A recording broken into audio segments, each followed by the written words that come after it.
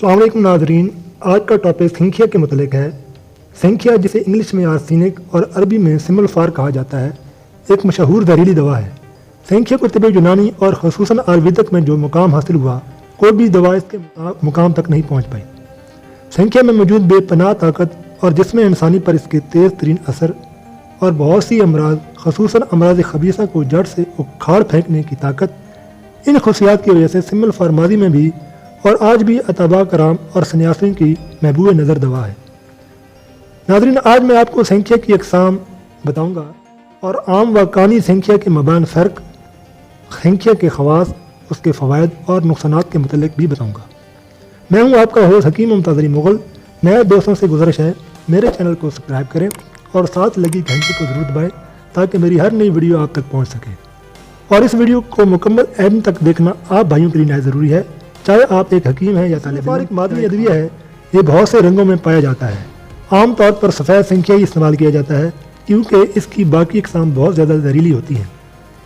کالا سنکھیا سب سے زیادہ زہریلا اور خطرناک ہوتا ہے۔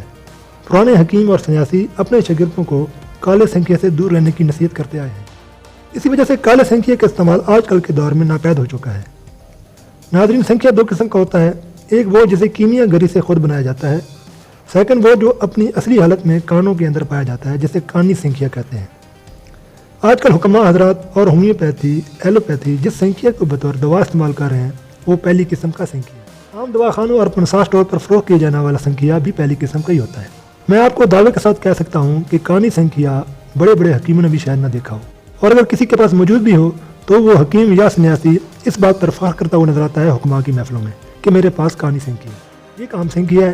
اس کے بعد آپ کانی سنکھیا کو بھی دیکھیں گے اسی ویڈیو میں۔ اب بات کرتے ہیں کشتہ سنکھیا اور اس کے فوائد اور نقصانات کی۔ مجھے نہایت افسوس ہوتا ہے ان لوگوں پر جو یوٹیوب پر سملفار کا کشتہ کرنے کے طریقے بتاتے ہیں۔ یہ لوگوں کی زندگی کے ساتھ کھلا کھلواڑ ہے۔ دوستوں، میں نے سنکھیا کو کئی دفعہ کشتہ کیا ہے، اس سے استعمال بھی کروایا ہے۔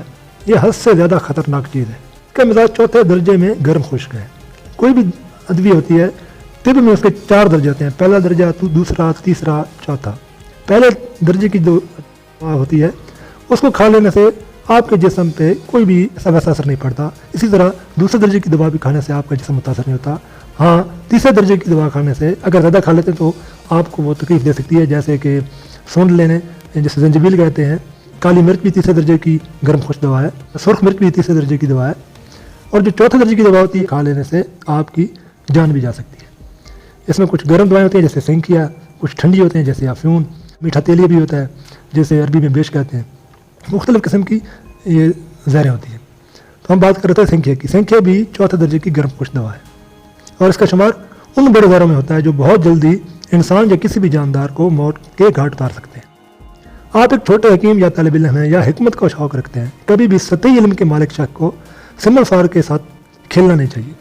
سملفار 2 طرح سے کشتہ کیا جاتا ہے۔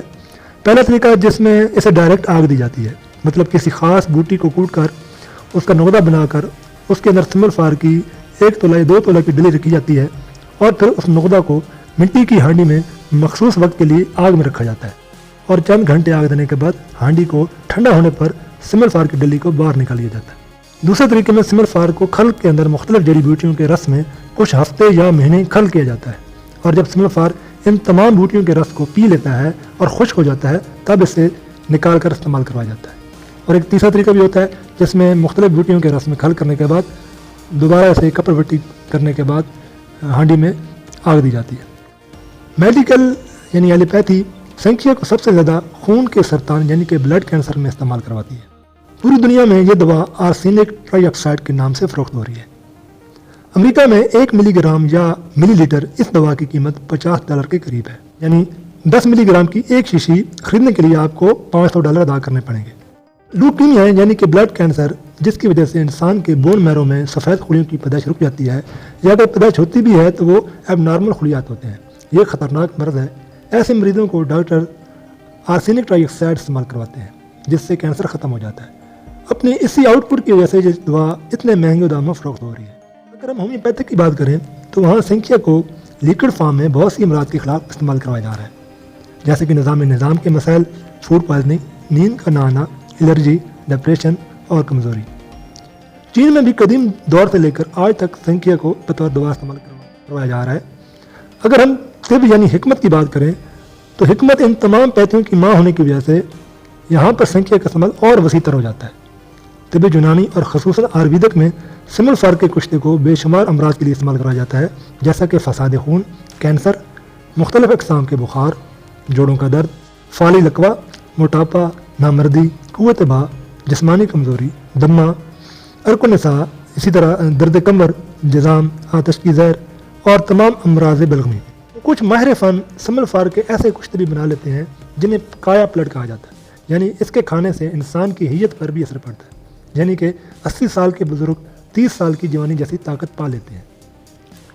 کشتہ سمل فارق کے بے پناہ فوائد ہیں، مگر اس کا کشتہ کرنا خطرے سے خالی نہیں۔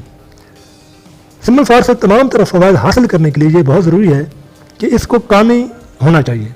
ناظرین، یہ سمل فارق جو آپ کو نظر آ رہا ہے یہ سمل فارق کانی ہے، جو کہ بلوری رنگ کا ہے۔ بلوری رنگ والا سنکھیا سب سے اچھا ہوتا ہے۔ میں اور میرے بہت ہی پیارے دوست حکیم عزیز رحمان، ہم دونوں نے مل کر سمل فارق کانی کی اس 2.5 تولہ کی ڈلی کو 8 ماہ کی مسلسل محنت کے بعد کشتہ کیا ہے۔ روزانہ 10 گھنٹے کی رگڑائی، اتنی لمبی رگڑائی ہاتھوں سے ہونا ایک ناممکن کام ہے، مشکل ہوتا ہے۔ ہم نے اپنی سہولت کے لیے مشین تیار کی ہوئی ہے اور اس کی تمام رگڑائی یعنی کہ کھل اسی مشین کے ذریعے کی جاتی ہے۔ اس کشتی کے فوائد پچھلے بتائے گئے فوائد کی طرح ہیں، مگر یہ بہت زیادہ مؤثر ہے۔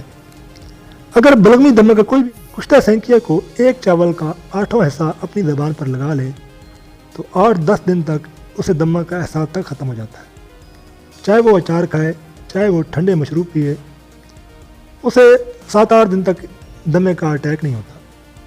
اور اگر 6-7 خوراکیں مکمل پرہیز کے ساتھ کھا لے تو دمہ جڑ سے اکھڑ سکتا ہے۔ میرا تجربہ اس پر شاہد ہے۔ کشتہ سمل فارق کی 7 خوراکیں کھا لینے سے نامرد بھی مرد بن جاتا ہے۔